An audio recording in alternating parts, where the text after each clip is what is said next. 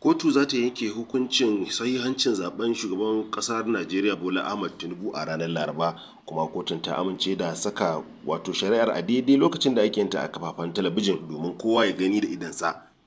A biyo ma cikin shirin domin jin ci gaban labarin a tashar mu ta ARA Digital. Shugaban kasa Bola Tinubu bai damu da yadda za ta kai a hukuncin da kotun sauraron kararrakin zaben shugaban kasa za ta yanke a ranar Laraba ba. A hirarsa da gidan talabijin na Channels a daren jiya, kakakin shugaban kasa a Jure Ingaleli ya ce shugaban kasar baya kallon wata barazana dangane da hukuncin kotun. Haka zalika ya ce shugaban kasar na da kwarin gwiwa akan hukuncin da kotun za ta yanke, la'akari da kwararrun hujjojin da bangaren sa ya gabatar. Bugu da ƙari ya ce shugaban kasar na da kwarin gwiwa ga bangaren shari'a, wanda ya ce yana da yakinin za a sake tabbatar masa da nasararsa da ya samu. Wannan dalili ya sanya shugaban ya tafiyarsa kasar India domin shiga waccan kungiya ta G20.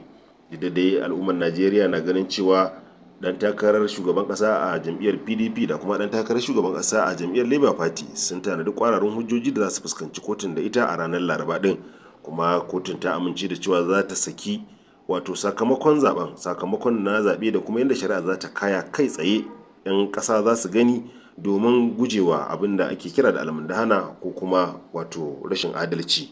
To da fatan Allah zai zaɓa wa 'yan Najeriya ɗin shugaba na gari. Idan Bola Tinubu ne zai zarce ya tabbatar da shi a matsayin shugaba, ko a'a za a canja ne? A biyo mu dai a cikin shirye-shiryen namu domin jin yadda ta kasance, musamman a ranar Laraba ɗin.